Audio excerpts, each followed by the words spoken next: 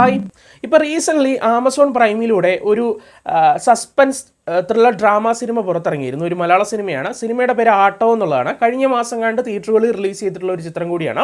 എന്തായാലും ഈ ഒരു സിനിമയെ പറ്റിയാണ് ഇന്ന് നമ്മൾ സംസാരിക്കാൻ പോകുന്നത്. ചിത്രം സംവിധാനം ചെയ്തിട്ടുണ്ടായിരുന്നു, കഥ എഴുതിയിട്ടുണ്ടായിരുന്നു ഒക്കെ തന്നെ ആനന്ദ് എഗർഷിയാണ്.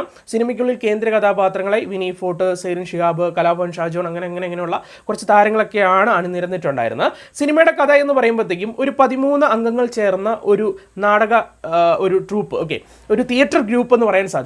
എന്തായാലും ഇവർ ഒരു റിസോർട്ടിൽ ഒരു ദിവസം ഒത്തുചേരുകയാണ്, ഈ 13 അംഗങ്ങൾ.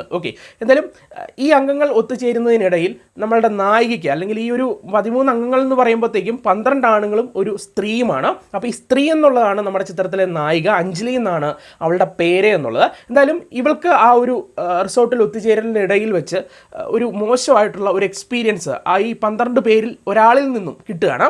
അപ്പോൾ അതാരാണ്, എന്താണെന്ന് സംഭവിച്ചതെന്നൊക്കെ തന്നെ കുറച്ച് സസ്പെൻസ്ഫുള്ളാക്കി ഒരു മിസ്റ്റീരിയസ് ഒരു രീതിയിലൊക്കെ തന്നെ പ്രേക്ഷകരിലേക്ക് കാണിച്ചു തരുന്നതാണ് ഈ ഒരു ആട്ടം എന്ന് പറയുന്ന സിനിമയുടെ പ്രമേയം എന്നുള്ളത്. ഞാൻ എങ്ങനെ ഇനി അവരെ ഫേസ് ചെയ്യും, എന്തൊക്കെയോ പോലെ തോന്നുന്നു. ഇനി ആട്ടത്തെ പറ്റി പറയുമ്പോൾ ആദ്യമേ പറയേണ്ടത്, ഇത് അത്യാവശ്യം ഒരു റിയലിസ്റ്റിക് ഒരു ടൈപ്പിൽ അവതരിപ്പിച്ചിരിക്കുന്ന ഒരു സിനിമയാണ് എന്നുള്ളതാണ്. അതുകൊണ്ട് തന്നെ നമുക്ക് സിനിമയുടെ തുടക്കമൊന്നും അത്രത്തോളം ഇമ്പ്രസീവായിട്ട് തോന്നില്ല. കുറച്ച് സ്ലോ ആയിട്ട് കഥ പറഞ്ഞു പോകുന്ന ഒരു ഫിലിമായിട്ട് മാത്രമായിരിക്കും നമുക്ക് തോന്നുക.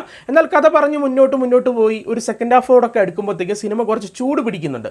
അതായത് നമുക്ക് സിനിമ കണ്ടുകൊണ്ടിരിക്കുമ്പോഴത്തേക്കും എന്താണെന്ന് നമ്മുടെ യഥാർത്ഥത്തിൽ സംഭവിച്ചത്, അതുപോലെ തന്നെ ആരായിരിക്കും നമ്മളുടെ മുന്നിലേക്ക് സസ്പെക്റ്റൊക്കെ എത്തി നിൽപ്പുണ്ട്.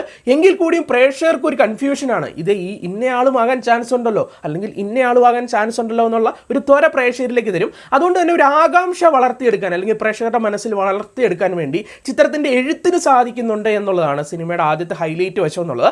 കൂടാതെ അത് പറഞ്ഞു പോയി അവസാനിപ്പിക്കുമ്പോൾ, അല്ലെങ്കിൽ എൻഡിങ്ങിലേക്ക് എത്തുമ്പോഴത്തേക്കും നമ്മൾ ഇത്തരത്തിലുള്ള ഒരു ചേംബർ ഡ്രാമ രീതിയിലുള്ള ഒരുപാട് സിനിമകൾ നമ്മൾ കണ്ടിട്ടുണ്ട്. അതായത് കുറച്ച് ആളുകൾ കൂടിയിരിക്കുന്നു, ഇതിനുള്ളിൽ ഒരു വിചാരണ എന്നുള്ള രീതിയിലാണ് ഈ സിനിമ അവതരിപ്പിക്കുന്നത്. അല്ല, വിചാരണ എന്നുള്ളതല്ല, കുറച്ച് ആളുകൾ കൂടിയിരുന്നിട്ട് ഇതിനെന്താണ് പോകുംവഴി, അല്ലെങ്കിൽ എന്തായിരിക്കും അന്ന് സംഭവിച്ചിട്ടുണ്ടാകുക എന്നുള്ള രീതിയിലാണ് സിനിമ അവതരിപ്പിക്കുന്നത്.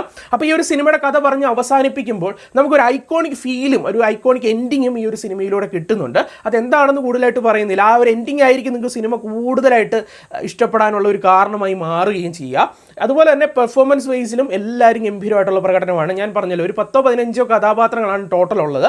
എല്ലാവരും ഗംഭീരമായിട്ടുള്ള പ്രകടനമാണ് കാഴ്ചവെച്ചിട്ടുണ്ടായിരുന്നത്. എങ്കിലും നായികയായിട്ട് എത്തിയിട്ടുണ്ടായിരുന്ന സെറിൻ ഷിഹാബ് എന്ന് പറയുന്ന അഭിനേത്രിയുടെ ആ ഒരു ക്ലൈമാക്സിലെ പ്രകടനം എന്നുള്ളത് എടുത്ത് മെൻഷൻ ചെയ്യണം. ആ ഒരു പ്രകടനത്തിലൂടെ നമുക്ക് ഒരുപാട് കാര്യങ്ങൾ, അല്ലെങ്കിൽ മനുഷ്യൻ്റെ മനസ്സിലെ വിചാരചിന്തകൾ, അല്ലെങ്കിൽ അവൻ്റെ സ്വാർത്ഥത എന്നൊക്കെയുള്ള ഒരു കാര്യങ്ങൾ നമുക്ക് ആ ഒരൊറ്റ കഥാപാത്രത്തിലൂടെ, അല്ലെങ്കിൽ ആ ഒരു കഥാപാത്രത്തിൻ്റെ അവസ്ഥയിലൂടെ നമുക്ക് മനസ്സിലാക്കിയെടുക്കാൻ സാധിക്കും. അത്രത്തോളം ഇൻറ്റൻസീവായിട്ടുള്ള ഒരു പ്രകടനമാണ് പുള്ളിക്കാരത്തി കൊടുത്തിട്ടുണ്ടായിരുന്നത്. അതായത് അഞ്ജലി എന്ന് പറയുന്ന ക്യാരക്ടറിനെ ചെയ്തിട്ടുണ്ടായിരുന്ന സെറിൻ ഷിഹാബ്. കൂടാതെ വിനീത് ഫോർട്ട് ആകട്ടെ, കലാഭവൻ ഷാജോൺ ആകട്ടെ, അങ്ങനെ തുടങ്ങി എല്ലാവരും ഗംഭീരമായിട്ടുള്ള പ്രകടനവും കൊടുക്കുന്നുണ്ട്.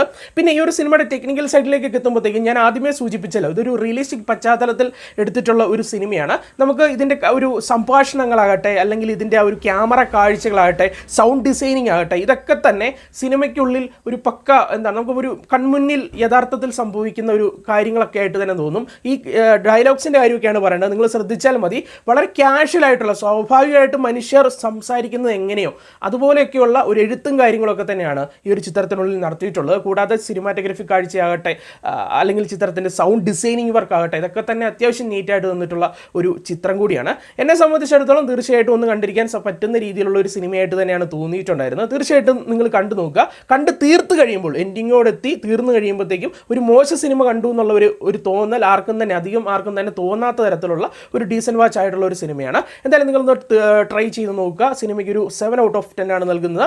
പിന്നെ ഈ ഒരു സിനിമ ഫാമിലി ആയിട്ടിരുന്ന് കാണാമെന്ന് ചോദിച്ചു കഴിഞ്ഞാൽ ഇതൊരു ക്ലീൻ യു സർട്ടിഫൈഡ് പടമല്ല, UI സർട്ടിഫൈഡ് പടമാണ്. ലിപ് കിസ് അതുപോലുള്ള കാര്യങ്ങളൊക്കെ എത്തുന്നുണ്ട്. പിന്നെ കഥാപരിസരത്തിനുള്ളിൽ ചില വിഷയങ്ങളൊക്കെ എത്തുന്നുണ്ട്. അതുകൊണ്ട് തന്നെ മെച്ചൂർഡായിട്ട് ഉള്ളവർക്ക് തീർച്ചയായിട്ടും കണ്ടിരിക്കാൻ സാധിക്കുന്ന ഒരു സിനിമയായിട്ട് തന്നെയാണ് എനിക്ക് തോന്നിയിട്ടുള്ളത്.